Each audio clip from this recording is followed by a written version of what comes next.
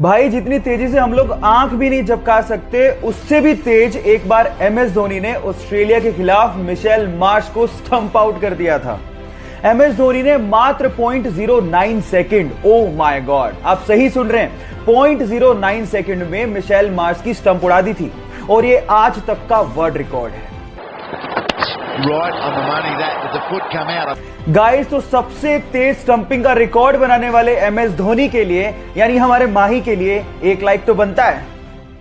अगर आपने कल के आईपीएल के मैच को नहीं देखा है तो आपने एक युवा टैलेंटेड बल्लेबाज की बैटिंग मिस कर दी है। गाइस, कल आरसीबी और आरआर यानी कि राजस्थान रॉयल्स के बीच में मैच हुआ, जिसमें आरसीबी की तरफ से एक टैलेंटेड युवा बल्लेबाज बैटिंग करने के लिए, ओपनिंग करने के लिए उतरा। गाइस, नया बल्लेबाज, कितना प्रेशर होता है ना, लेकिन वो बल्लेबाज कुछ इस तरह से खेला कि वो छा गया। उस बल्लेबाज का नाम है देवदत्त पडिक्कल। उसने मात्र 52 गेंदों पे 101 रन नाबाद पारी खेली और आरसीबी को बिना विकेट गंवाए जिताया भी।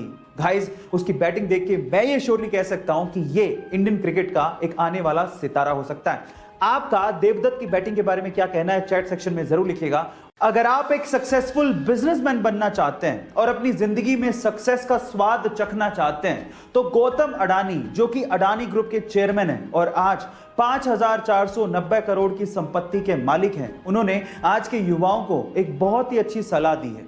गौतम अडानी ये कहते हैं कि जुए में जीतने का सिर्फ एक ही तरीका है, उसे जल्द से जल्द छोड़ दो और वहां से बाहर निकल जाओ। और बिजनेस में जीतने का एक ही तरीका है, जितना हो सके उतना लंबा टिको जब तक जिंदा हो। गाइस, गौतम अडानी की ये सलाह आपको कैसे लगी, चैट सेक्शन में जरूर लिखिएगा। गाइस, आपने सोना, चांदी, लोहा, तांबा, इन सब धातुओं के बारे में सुना होगा, लेकिन अगर मैं आपसे सवाल पूछूं कि भविष्य की धातु यानी कि फ्यूचर मेटल किसे कहा जाता है तो आप लोग क्या कहेंगे? जी हां गाइस, फ्यूचर मेटल। चलिए मैं आपको बताता हूं।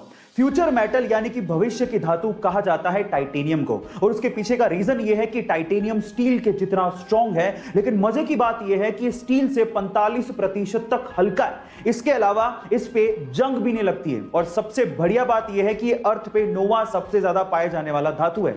इसका मतलब इसकी अवेलेबिलिटी भी बहुत ज्यादा है, और इन्हीं सब प्रॉपर्टीज की वजह से आज टाइटेनियम को एरोस्पेस इंडस्ट्री में, स्पोर्ट्स इंडस्ट्री में, बिल्डिंग इंडस्ट्री में और उसके अलावा surgical implants and equipment industry में भी यूज किया जा रहा है। गाइस, आपको टाइटेनियम के बारे में ये इंफॉर्मेशन कैसी लगी, चैट सेक्शन में जरूर लिखिएगा। कोरोना की सिचुएशन में आपने बार बार ऑक्सीजन के सिलेंडर के बारे में जरूर सुना होगा, और अगर आपने ध्यान से देखा है तो ऑक्सीजन के सिलेंडर का कलर भी फिक्स होता है। उसकी बॉडी ब्लैक होती है और उसका शोल्डर व्हाइट होता है। ऐसी किसी हरे, नीले, पीले सिलेंडर में ऑक्सीजन नहीं भरी जाती।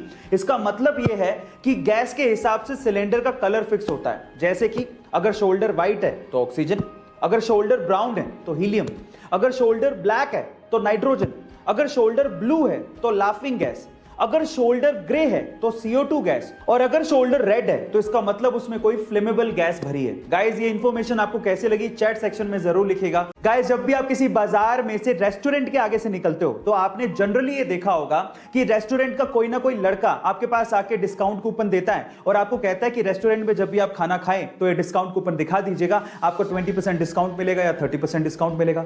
आप कूपन ले लेते हो, लेकिन थोड़ी आगे जाने के बाद उसे फेंक देते हो। लेकिन टेली स्टोरी नाम का एक रेस्टोरेंट है, उसने अपना डिस्काउंट देने का एक गजब तरीका निकाला है। उसने 2000 के नोट के जैसे दिखने वाले पेपर पर अपना डिस्काउंट कूपन छाप दिया और उसे सड़क पर फेंक दिया।